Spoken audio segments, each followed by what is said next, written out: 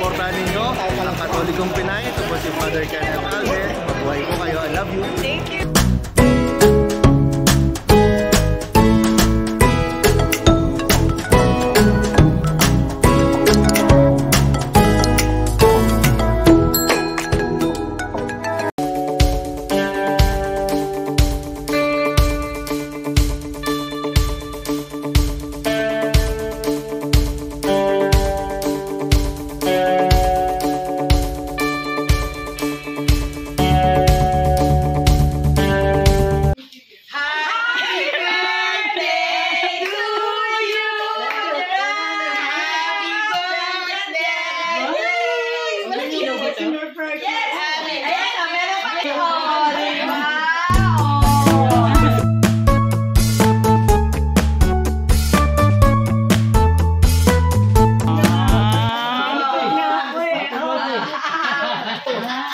Palitan! Change costume! Kulay yan! Oo, diba? Kasan ka na? Bisa tayo! Sabi ko na nga ba na gutom ako eh. Surprise ako eh. Sabi ko napakalaking surprise. Dami naman natin ganda. Wala na. Kaya lang.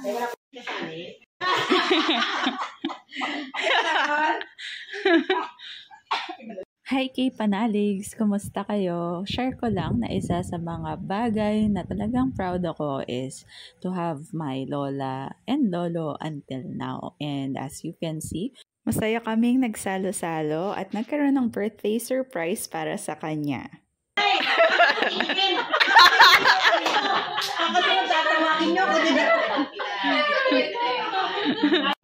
Maraming salamat po sa pagdalo at pag-organize, tito, tita, mga pinsan at lahat ng aming mga pamilya at nagmamahal sa aking lola, pati na rin ang mga kaibigan at malalapit sa aming pamilya. Sa panahon ngayon, lagi kong naisip na mapalad na tayo kung umabot man tayo ng 40, 50. Kaya napakasaya namin kasi umabot ng 80 ang lola ko. Lolo ko naman is 83 na. At kagaya nyo, marami rin kaming pinagdadaanan at pinagdaanan ng magkakasama. Kaya mahirap man pero... Tapos kumanta. Ano gagawin ni Mami? Tulong mo kasi! Happy birthday to you. Happy birthday, happy birthday. Happy birthday to you. Oops!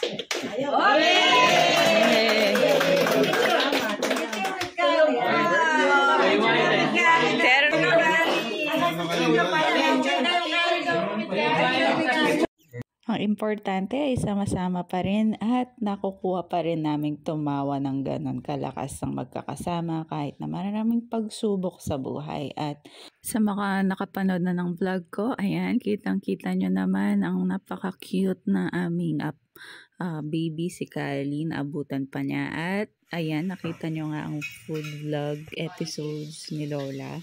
So, ito yung mga fun facts about her, yung mga ma-share namin tungkol sa kanya. So first, siya ang the best cook for us, our everyday and favorite chef. Napakasarap niyang magluto at maraming tao o kaibigan din na may alam nito, lalo na yung mga nakakadalaw noon sa bahay nila ng bata pa siya. And next is, she's a woman of faith. Madalas siyang magsimba at magdasal at malapit siya sa Diyos. Isa yun sa mga natutuhan ko sa kanila.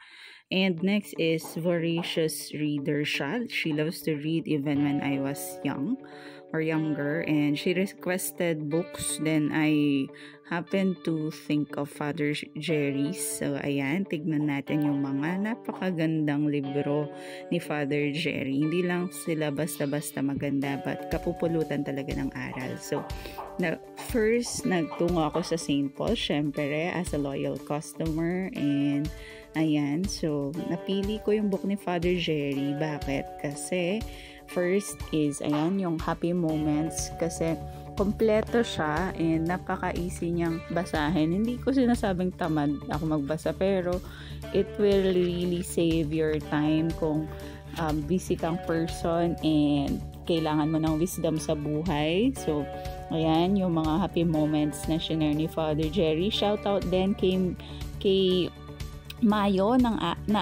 isang Bosconian student, my former student, for my Christmas present during the peak of pandemic. Isa sa mga best gifts ko yan, yung Jesus bookmark na binigay mo. I hope you're doing well, Mayo. And ayan, so as you can see, may stories na sinashare si Father Jerry. Mostly is, ayan, personal yung mga stories, and very affordable nga pala yung mga libro niya, ranging from 100 plus. Nabili ko each for 105 lang noon. So, very cheap and affordable, kaya nakatatlo kami. At guess what? Agad niyang nabasa in 2 days yung happy moments. Tapos, alam ko na basa niya na lahat. So, ang bilis siyang magbasa, diba? And take note, hindi siya nagsasalamin para sa mata. Very concise, straight to the point yung libro, and straight from the heart din siya. First, merong personal story si Father Jerry. Very short story na relatable, nakakatawa, malungkot, masaya. Tapos, meron siyang a short spiritual advice, and pagkatapos merong a moment with the Lord, a short prayer, tapos a moment with the word naman, Bible verse. So, nakita nyo kanina yung BTS, diba? Wherein in-acknowledge ni Father Jerry yung BTS as in yung popular Korean boy band na maraming may gusto sa atin. And para sa kanya, ginawa niya ng trusting attitude that stands for believe, trust, and surrender. Diba? Napaka-creative and nakakaaliw actually, and napaka-creative ni Father Jerry. Kaya ayan, meron ding ayan, prayer and mga songs composed by Father Jerry. Kaya ayan, Lodi talaga si Father Jerry, and ayan, isa siya sa mga nasa wishlist ko na ma-meet someday, ma-interview at ma-meet sa ating vlog, mga K-Panaligs. Yan, nakangarap na naman ako. At bumalik ako sa St. Paul's as a loyal customer ulit para bumili naman ng image of